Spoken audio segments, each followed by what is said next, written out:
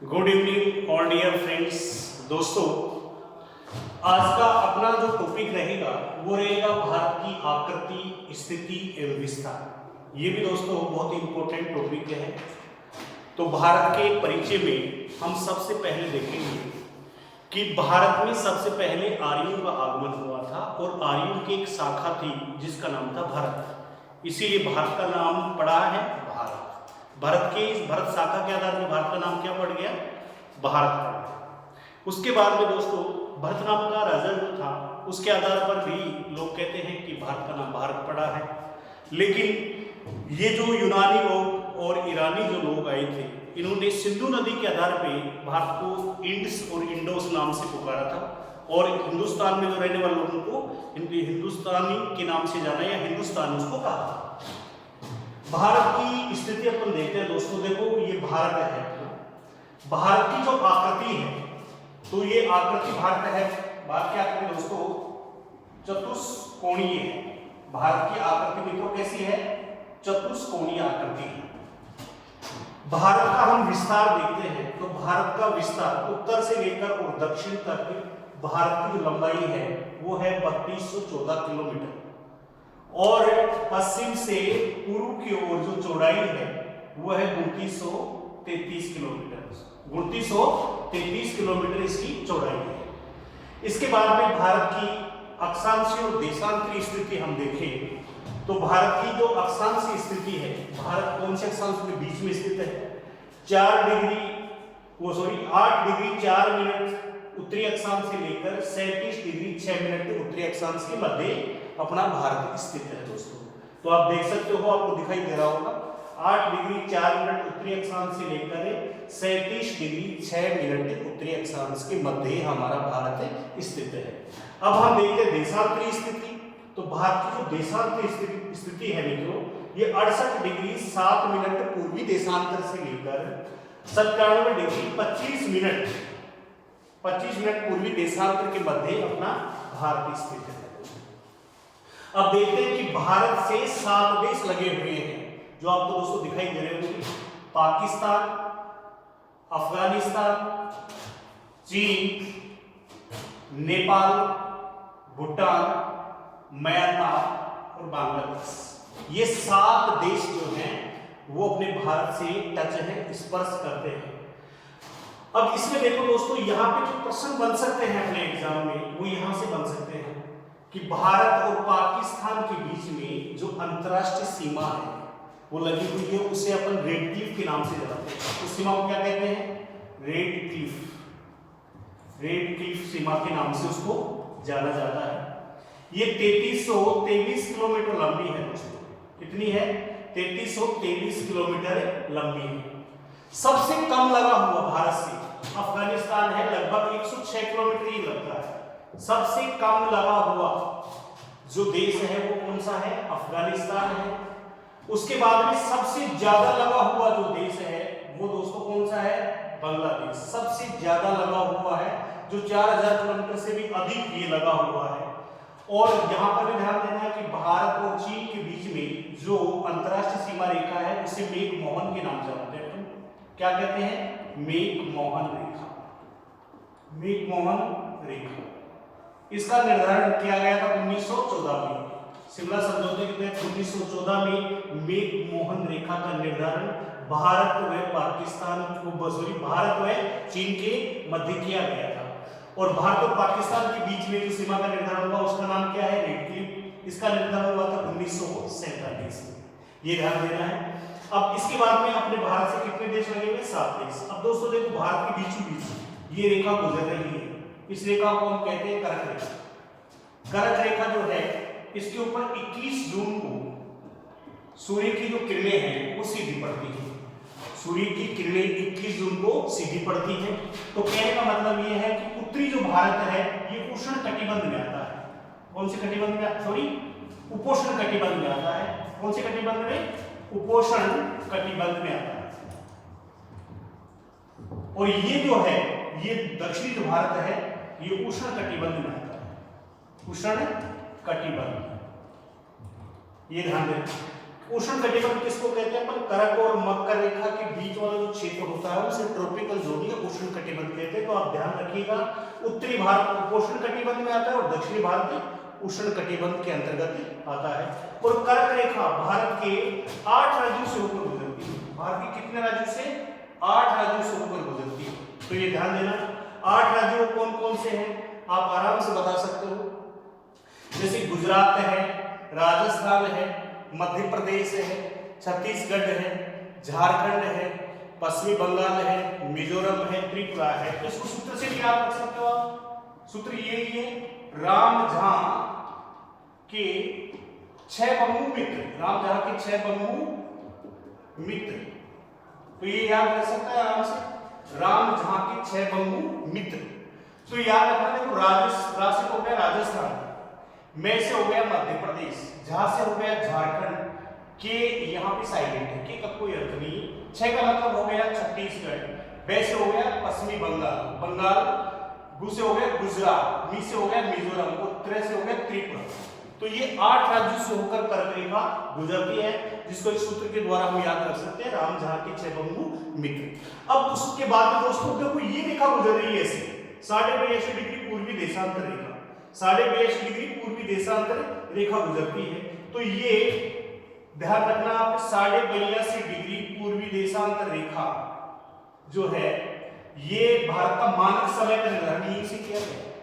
भारत का मानक समय का निर्धारण कितने डिग्री देशांतर से किया गया है?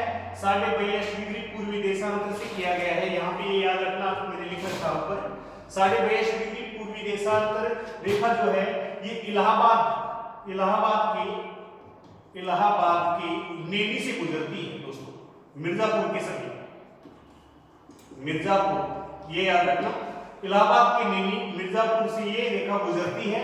और ये रेखा जो है इसको, ये भारत में मानक समय का निर्धारण यहीं से किया गया है।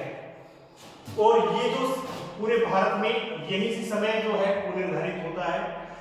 भारत का जो मानक समय है वो ग्रीनविच रेखा से कितने आगे है? 5.5 घंटा आगे, 5.5 घंटा आगे। अपना जो समय है वो ग्रीनविच रेखा से कितने आगे स्थित है? 5.5 घंटा आगे है। दोस्तों यहां पे आपको दिख नहीं रहा होगा, तो ग्रीनविच रेखा से भारत का जो समय है वो कितना आगे चलता है? 5.5 घंटा आगे। जैसे यदि ग्रीनविच रेखा पे दोपहर के 12 बजे है, अब जैसे हम ग्लोब के द्वारा भी देख सकते हैं, ग्लोब के द्वारा देखा जा सकता है। जैसे देखो दोस्तों ये ग्रीनविच रेखा है जिसको 0 डिग्री देशांतर रेखा पर कहते हैं, और ये भूमध्य रेखा है जिसको हम 0 डिग्री अक्षांश रेखा कहते हैं। जैसे दोपहर के 12 बजे है, यहाँ पर दोपहर के 12 बजे है, तो भारत में उस समय, क्योंकि भारत में पूर्वी देशांतर, दोस्तों एक ध्यान रखना, पूर्व का जब समय आप बताते हैं तो समय को हम आगे करते हैं, और पश्चिम का जब समय हम बताते हैं तो समय को पीछे करते हैं। और 1 डिग्री देशांतर में, 1 डिग्री देशांतर में हमेशा 4 मिनट का अंतर पड़ता है। 1 डिग्री देशांतर में कितने मिनट का अंतर पड़ता है? 4 मिनट का। तो अब देख लो आप, 0 डिग्री पे यदि दोपहर के 12 बजे है तो 82.5 डिग्री है अपना भारत का। अब 82.5, अब 82 को हम 4 से गुणा करेंगे तो लगभग कितना आ गया? 328 मिनट आ गई। आधा डिग्री में 2 मिनट हुआ तो 330 मिनट हो गए अपने पास। 330 मिनट को घंटों में कन्वर्ट करेंगे तो 5.5 घंटा अपने पास आ जाएंगे। तो भारत में 5.5 घंटे का जो समय है वो 5:30 बजेंगे भारत में। बिल्कुल समझ सकते हो, बाकी टाइम जोन स्केल वाला मैं पढ़ाऊंगा उसमें आपको समझ में आपको आ जाएगा। तो कहने का मतलब 1 डिग्री में 4 मिनट का अंतर होता है। पूर्व का समय बताते हैं, समय को आगे करते हैं, पश्चिम का समय बताते हैं तो समय को पीछे किया जाता है। और ये जो 82.5 डिग्री जो है, जो भारत का मानक समय है, ये भारत के 5 राज्यों से होकर गुजरती है। तो ये 5 राज्य कौन कौन से हैं दोस्तों? तो आप एक सूत्र के द्वारा याद कर सकते हो, यू मोका, यू मोका से मतलब हो गया उत्तर प्रदेश, मध्य प्रदेश, उड़ीसा, छत्तीसगढ़ और आंध्र प्रदेश। याद रखना, 82.5 डिग्री पूर्वी देशांतर रेखा भारत के 5 राज्यों से होकर गुजरती है। तो ये सूत्र बनाया रखा है, यू मोका। इसका मतलब क्या हो गया? यू का मतलब हो गया उत्तर प्रदेश, एम का मतलब यहाँ पे क्या हुआ मध्य प्रदेश, ओ का मतलब उड़ीसा, सी का मतलब छत्तीसगढ़ और ए का मतलब आंध्र प्रदेश। तो ये 5 राज्यों से होकर ये मानक रेखा गुजर रही है। कर्क रेखा 8 राज्यों से होकर गुजर रही है। भारत से 7 जो देश है वो लगे हुए हैं। 7 देश आप क्रम से देख सकते हो, पाकिस्तान, अफगानिस्तान, उसके बाद में चीन, उसके बाद में नेपाल, 5वें नंबर पे भूटान, 6वें नंबर पे म्यांमार और 7वें नंबर पे बांग्लादेश। सबसे अधिक लगा हुआ जो देश है भारत से वो कौन सा है? बांग्लादेश। और सबसे कम लगा हुआ देश कौन सा है? अफगानिस्तान। इसको भी दोस्तों आप एक सूत्र के द्वारा याद रख सकते हो। कैसे कि मेरा बचपन से BCPN, बचपन से मेरा बचपन से MBA करने का सपना था। MBA करने का सपना था। जैसे कई लोगों के सपने होते हैं कि मेरा बचपन से क्या करने का सपना था? MBA करने का सपना था। तो देखो ये क्रम से है, बी से बांग्लादेश, सबसे अधिक से सबसे कम की ओर चलेंगे हम। बांग्लादेश, उसके बाद में चीन, उसके बाद में पाकिस्तान, उसके बाद में नेपाल, उसके बाद में म्यांमार, उसके बाद में भूटान और सबसे कम लगा हुआ अफगानिस्तान।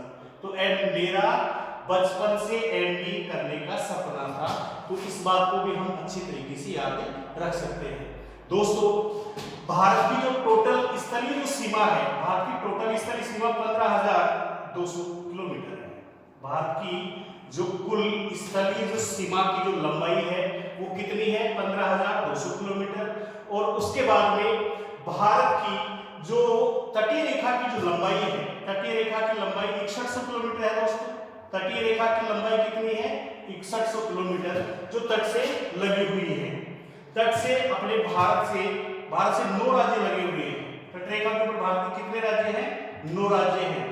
इसके अलावा अपने भारत में द्वीप जो समूह हैं, जैसे अंडमान निकोबार द्वीप समूह, लक्षद्वीप समूह, इनकी तटरेखाओं को मिला के टोटल जो तटरेखा है वो है 7516.5 किलोमीटर दोस्तों।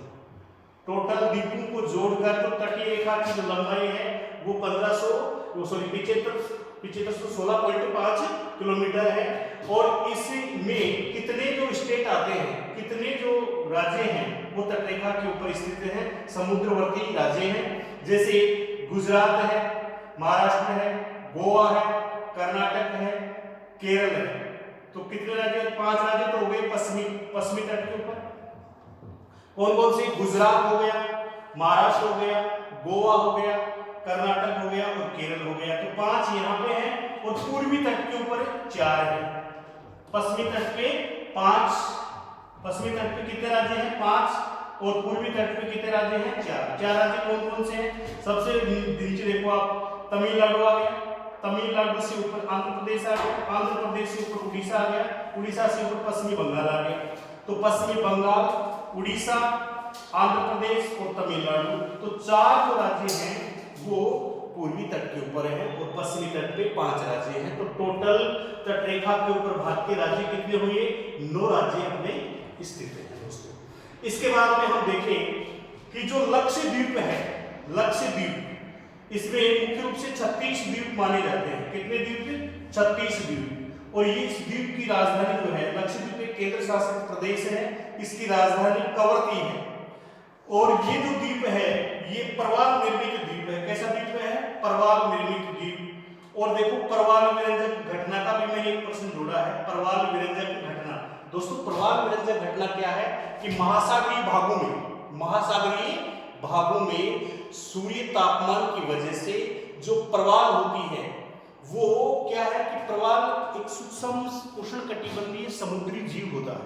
प्रवाल उष्णकटिबंधीय समुद्री एक जीव होता है जो शैवाल के ऊपर अपना जीवन निर्वाह करता है। किसके ऊपर है? शैवाल के ऊपर अपना जीवन निर्वाह करता है। तो भूमंडल का तापमान बढ़ने की वजह से हरे रंग की शैवाल सफेद रंग में परिवर्तित होने लग गई। इसलिए प्रवाल नामक जीव को उपयुक्त मात्रा में भोजन नहीं मिल पा रहा, जिसके कारण वो जीव समुद्र में मर रहा है और इसी घटना को प्रवाल विरंजक घटना के नाम से जाना जाता है। दोस्तों आपने कई बार देखा होगा 8 डिग्री चैनल, 9 डिग्री चैनल और 10 degree channel. 8 degree channel, 9 degree channel और 10 डिग्री चैनल। देखो ये 8 और 9 ये अरब सागर से जुड़े हुए हैं और 10 डिग्री चैनल ये बंगाल की खाड़ी से है। तो दोस्तों इसका भी एक सूत्र है, तो इसको आप याद रख सकते हो एग्जाम में। अभी फर्स्ट ग्रेड एग्जाम में भी प्रश्न आया था, ये 10 डिग्री वाला ये प्रश्न आया था, तो इसको एक सूत्र के द्वारा याद रख सकते हो, मामी और लक्ष्मी, मामी और लक्ष्मी छोटी कार से गई। अब ये सूत्र याद रह सकता है हमसे। अब ये देखो आप, मामी और लक्ष्मी छोटी कार से गई। अब इसमें देखो सबसे पहले देखेंगे 8 डिग्री चैनल, आपको समझ में आएगा 8 डिग्री चैनल। अब इसमें देखो मां से हो गया मालदीव, मां से क्या हुआ मालदीव, और मी से हो गया मिनिकोय। मालदीव और मिनिकोय के बीच में कितना डिग्री चैनल गुजरता है 8 डिग्री चैनल। समझ में आया आपको। मामी से क्या हुआ मालदीव और मिनिकोय जो द्वीप है ये, इसमें से कौन सा चैनल गुजर रहा है 8 डिग्री चैनल गुजरता है। उसके बाद में लक्ष्मी, और का कोई मतलब नहीं, यहाँ पे साइलेंट रहेगा। लक्ष्मी याद रखना है, ले से लगाएंगे अपन लक्षद्वीप और मी से लगाएंगे मिनिकोय द्वीप। लक्षद्वीप और मिनिकोय द्वीप के बीच में से कितना डिग्री चैनल गुजरता है 9 डिग्री चैनल गुजरता है। उसके बाद में 10 डिग्री चैनल जो अंडमान निकोबार द्वीप समूह में है, तो देखो यहाँ पे लगाएंगे छोटी, तो छोटी से लगाएंगे छोटा अंडमान और कार निकोबार। छोटा अंडमान और कार निकोबार के बीच में से कितना डिग्री चैनल गुजरता है 10 डिग्री चैनल गुजरता है। तो आराम से इस सूत्र के द्वारा ये तीनों चैनल अपने याद रख सकते हैं कि मामी और लक्ष्मी छोटी कार से गई। तो बिल्कुल क्लियर समझ में आपके आ गया होगा, इसमें कहीं कोई दुविधा नहीं होनी चाहिए। उसके बाद में दोस्तों हम यहाँ पे देखेंगे कि ये देखो ये जो चीजें हैं बिल्कुल आपको अच्छी तरीके से याद होनी चाहिए, यहाँ कहीं किसी प्रकार कोई दुविधा में नहीं रहना चाहिए। अब अपने को पता है कि जैसे देखो ये अंडमान निकोबार है, यहाँ पर भी एक प्रश्न बनता है दोस्तों, भारत में सदाबहार वन अंडमान निकोबार द्वीप समूह में पाए जाते हैं। भारत में सदाबहार वन मुख्य रूप से अंडमान निकोबार द्वीप समूह में पाए जाते हैं। ये पश्चिमी जो घाट है, पश्चिमी घाट, यहाँ पर भी सदाबहार वन मिलते हैं, और एक ये पूर्वी जो राज्य है यहाँ पर भी सदाबहार वन मिलते हैं। सदाबहार वन के 3 क्षेत्र हैं अपने भारत में, एक तो पूर्वी राज्य, पश्चिमी घाट और एक अंडमान निकोबार द्वीप समूह। ये याद रखना। अंडमान निकोबार द्वीप समूह की राजधानी पोर्ट ब्लेयर है, लिखी हुई है। लक्षद्वीप की राजधानी कवरत्ती है। तो ये प्रश्न भी आपके बिल्कुल क्लियर होने चाहिए अच्छे तरीके से। एक बार दोस्तों मैं इस टॉपिक को एक बार पुनः आपको रिवाइज करवा देता हूं, क्योंकि ये इंडियन इंट्रोडक्शन टॉपिक है, भारत का परिचय है, उसकी स्थिति है, आकार है, विस्तार है, इसको पुनः समझने का एक बार प्रयास करोगे। शॉर्ट में बता रहा हूं, देखो भारत की आकृति की बात करें तो भारत की आकृति कैसी है चतुष्कोणीय, पहला प्रश्न। फिर उसके बाद में देखेंगे भारत की स्थिति। भारत की स्थिति है देखो 8 डिग्री 4 मिनट उत्तरी अक्षांश से लेकर 37 डिग्री 6 मिनट उत्तरी अक्षांश के मध्य हमारा भारत है। भारत की देशांतर स्थिति देखें तो 68 डिग्री 7 मिनट पूर्वी देशांतर से लेकर 97 डिग्री 25 मिनट पूर्वी देशांतर के बीच में भारत स्थित है। ये क्लियर हुआ। भारत के बीचों बीच कौन सी रेखा गुजर रही है, कर्क रेखा गुजरती है। कितने राज्यों से गुजरती है 8 राज्यों से गुजरती है।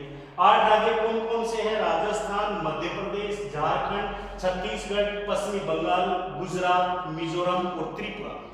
उसके बाद में कर्क रेखा की वजह से ये इस भारत में 2 प्रकार की जलवायु हमें अक्सर देखने को मिलती है। तो याद रखना आपने, उत्तरी भारत में उपोष्ण कटिबंधीय जलवायु पाई जाती है और दक्षिणी भारत में उष्ण कटिबंधीय जलवायु है। और यदि पूरे भारत की बात करें तो भारत में उष्ण कटिबंधीय मानसूनी प्रकार की जलवायु पाई जाती है। दोस्तों ये क्वेश्चन फर्स्ट ग्रेड में पूछा जा चुका है कि भारत में किस प्रकार की जलवायु पाई जाती है। वो जलवायु है उष्ण कटिबंधीय मानसूनी प्रकार की। भारत कितने देशों से लगा हुआ है 7 देशों से। 7 देश में बताया पाकिस्तान, उसके बाद में अफगानिस्तान, उसके बाद में चीन, उसके बाद में नेपाल, भूटान, म्यांमार और बांग्लादेश। सबसे ज्यादा लगा हुआ है बांग्लादेश, सबसे कम लगा हुआ है अफगानिस्तान। मैंने इस सूत्र के द्वारा बताया आपको कि मेरा बचपन से एमबी करने का सपना था।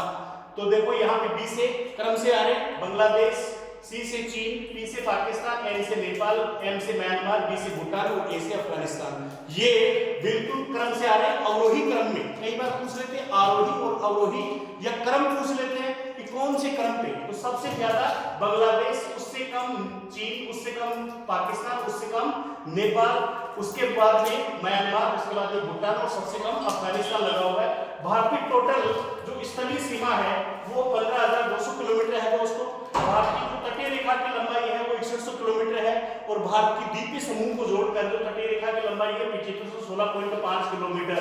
ये भी याद रखना। भारत में 2 द्वीप समूह है महत्वपूर्ण, लक्षद्वीप, अंडमान निकोबार। अंडमान में पोर्ट ब्लेयर इस अंडमान की राजधानी है, लक्षद्वीप की राजधानी कवरत्ती है। उसके बाद में दोस्तों ने ये बताया कि परवाल जो है ये लक्षद्वीप जो है परवाल निर्मित द्वीप है भारत में। और परवाल में जो घटनाक्रम बता दिया मैंने कि जो आज ग्लोबल वार्मिंग की वजह से ये जो हरे रंग की शैवाल है ये सफेद रंग में परिवर्तित हो गई, इसलिए परवाल सूक्ष्म जीव को उपयुक्त मात्रा में भोजन नहीं मिल पा रहा, जिसके कारण ये जीव समुद्र में मर रहा है। मित्रों, इसी घटना को परवाल व्यंजक घटना के नाम से जाना जाता है। फिर मैंने बताया प्रेसिडेंट भी पूछा है प्रश्न कि 8 डिग्री चैनल, 9 डिग्री चैनल और 10 डिग्री चैनल कि इनसे ये कौन कौन क्षेत्रों से गुजरते हैं। तो देखो 8 डिग्री और 9 डिग्री ये तो अरब सागर से जुड़े हुए हैं और 10 डिग्री बंगाल की खाड़ी से जुड़ा हुआ है। तो इसका एक सूत्र बना रखा है कि मामी और लक्ष्मी छोटी कार से गई। तो देखो 8 डिग्री में याद रखो, माँ से मालदीव, मी से मिनिकोय। तो मालदीव और मिनिकोय में से कौन सा डिग्री चैनल गुजर रहा है? 8 डिग्री। फिर लक्ष्मी एल से लगाएंगे अपन लक्षद्वीप और मी से लगाएंगे मिनिकोय। लक्षद्वीप और मिनिकोय के बीच में से कौन सा चैनल? 9 degree channel. उसके बाद में 10 डिग्री चैनल दोस्तों छोटा निकोबार। देखो छोटी सी छोटा लगाना यहाँ पे, छोटा अंडमान और कार निकोबार में से 10 डिग्री चैनल गुजरता है। तो ये प्रश्न भी आपके लिए बहुत इंपॉर्टेंट है। साथ ही मैंने बताया कि बंगाल की जो खाड़ी है इसमें अंडमान निकोबार द्वीप समूह में सदाबहार वन मिलते हैं, पश्चिमी घाट के ऊपर सदाबहार वन मिलते हैं और 7 सिस्टर्स स्टेट में पूर्वी राज्यों में सदाबहार वन पाए जाते हैं। तो दोस्तों संक्षिप्त में मैंने बताने का प्रयास किया है। अब आप कितना इसमें आपको समझ आया है, कितना नहीं समझ में आया, वो तो आपके ऊपर डिपेंड करता है। और इस तरह का प्रयास जो है दोस्तों वो बराबर जारी रहेंगे। आपका स्नेह और प्यार जो है हमें यूं ही मिलता रहे। थैंक यू, धन्यवाद दोस्तों।